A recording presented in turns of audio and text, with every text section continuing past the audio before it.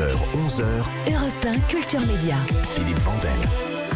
Bonjour Christophe Baratier. Bonjour. Réalisateur, votre premier film en 2004, Coup d'essai, coup de maître, les choristes, 8,5 millions d'entrées, 18 millions dans le monde, Faubourg 36, toujours avec Gérard Jugnot, 1,5 million d'entrées, idem pour La Nouvelle Guerre des Boutons, j'ajoute l'Outsider, qui parle de Kerviel dans un genre totalement différent, et là vous revenez sur les écrans mercredi avec Le Temps des Secrets, adaptation du 3e tome des Souvenirs d'enfance de Marcel Pagnol, après La gloire de mon père et Le château de ma mère, qui a été mise en scène par Yves Robert.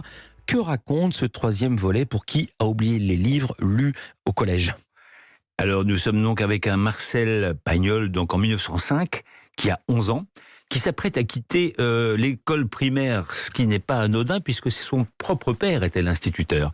Il va donc rentrer dans la cour des grands, obtenir une bourse, ce qui était important pour eux, parce que même instituteur, c'était quand même une classe moyenne, et il va rentrer avec son copain Lily dans ses dernières vacances avant le lycée, où on entre à l'âge, pour ça le temps des secrets, à l'âge où peut-être, plus que le copain d'enfance avec qui on allait s'amuser, on regarde peut-être une jolie fille qui passe, on la suit, il se passe quelque chose, et là on commence à dissimuler, à s'arranger avec la vérité, et il découvre que ses propres parents, malgré leurs injonctions de ne pas mentir, de toujours bien se conduire, ont eux-mêmes de quoi ne pas être irréprochables, et donc c'est la découverte de la vie avec à la fois ses premières émotions et aussi les premiers conflits.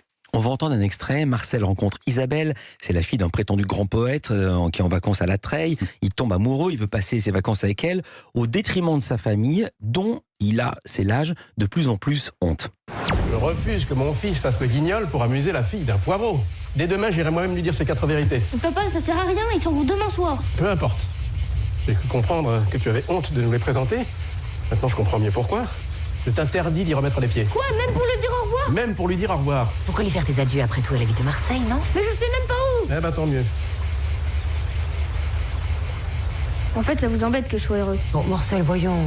Vous vous moquez d'elle, de moi et de sa famille, alors que vous les connaissez même pas. Enfin, combien de fois je t'ai proposé de les inviter à la maison pour faire connaissance? Mais papa, il veut pas, lui. Et tu sais bien pourquoi. Parce que c'est des nobles, qu'ils ont un château, de beaux meubles. Parce qu'ils sont riches. Et comme il est jaloux, il veut que je reste comme lui, toute ma vie. À compter les sous, à discuter le prix des abricots. Ou payer moins cher une commode pourrie. Marcel. C'est sûr qu'Isabelle, elle a pas besoin d'une bourse pour manger à la cantine. Ou pour s'acheter des livres. Marcel, ça suffit. C'est la vérité. La vérité? Pauvre petit couillon. Tu sais même pas de quoi tu parles. Toi, tu le sais peut-être. Sans doute un peu plus. Alors parle-nous de la boulangère. Alors, on a reconnu les parents de Marcel Pagnol, les voix de Guillaume de Tonquédec et Mélanie Doutet, les voix parce qu'on a la radio, mais en vrai ils sont là.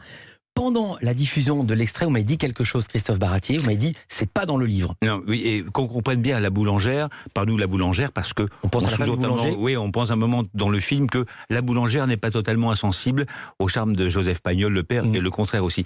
Mais cette situation n'était pas dans le livre, et je trouvais que le récit manquait un peu de conflit.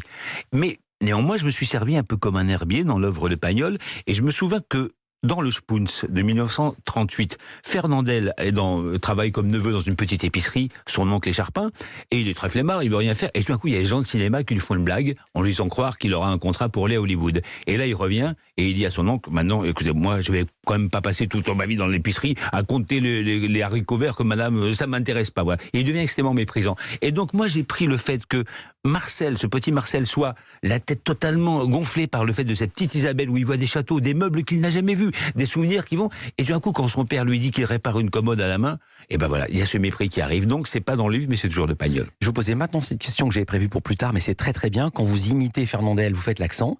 Quel rapport avez-vous entretenu? Quelle fut votre doctrine sur les accents? Parce que Guillaume de Tonquédec, Mélanie Doutet, François-Xavier de Maison, que je cite aussi, Anne Charrier, Olivia Cotte, Michel Vuillermoz ne parlent pas avec l'accent du Sud. Non. Il fallait pas faire une imitation, et vous ne pouviez pas passer outre. Non, je pouvais pas Quel passer. compromis avez-vous trouvé? Alors déjà, le premier, c'était que quand on connaît le Midi, tout le monde le connaît, mais on dit accent ou sans accent. L'accent, c'est sur l'échelle de 1 à 100 dans Marseille. Que ce soit dans le Vieux-Port, tous les acteurs du film, par exemple le petit Lily, qui est baptisé, il vient d'Aubagne. Il n'a pas du tout le même accent que mon petit Tristan qui joue l'agneau, qui vient du centre-ville de Marseille, qui est près du Vélodrome. C'est pas le même. Quand on va à Toulon, c'est pas le même. Donc, imitez quel accent. Alors, ce que je leur ai simplement demandé... Pour les petits, j'ai compris, puisqu'ils sont locaux. Mais pour les acteurs parisiens. Alors, les acteurs parisiens, 2-3 choses, parce que en plus, ça marquait peut-être une petite différence de classe sociale qui était peut-être pas mal par rapport à l'histoire. C'est simplement une chose très simple. C'est de dire samedi au lieu de dire samedi. On dit rez-de-chaussée, on dit pas rez-de-chaussée. Dignement, on prononce les E, et puis on appuie un tout, on fait pas des roses, on fait un petit peu des roses et des jaunes. Voilà, c'est tout. Je me suis arrêté là, parce que sans ça, ça serait tombé de l'imitation, et en plus, imitation de quel accent ? On aurait imité lequel fallait prendre. Parce que dans les films de Pagnol lui-même, les enfants du lycée Thiers dans Merlus ont des accents différents. Donc simplement en prononçant les E, tout ça en est arrivé à une musique qui convenait assez bien. La gloire de mon père et le château de ma mère avaient été réalisés par Yves Robert, Oui. film culte. Vous les aviez regardés avant de vous attaquer à la suite, ou au contraire pas du tout, vous avez préféré faire l'impasse pour pas être influencé? Non, je crois qu'il n'y a pas de position à avoir. Je les avais en tête, je voulais absolument pas les zapper, mais je me suis pas dit je vais faire une photocopie. La seule chose qui est assez différente, c'est que je me suis dit c'était raconté par Pagnol, c'est la voix de Jean-Pierre Darras. Moi je me suis dit on va vivre le film en direct. Donc on a l'impression de vivre du direct. Mais c'était pas une volonté de me démarquer de lui. C'est simplement parce que 30 ans sont passés, on fait des choses un peu différemment. Je viens de réaliser que dans ces films, La gloire de mon père, Le château de ma mère et maintenant Le temps des secrets, Pagnol raconte Marcel avant d'être célèbre. C'est exactement l'objet du portrait pré-fame de Lisa Marie Marquez. Elle arrive. Christophe Baratier reste avec nous. Europe 1 Culture Média.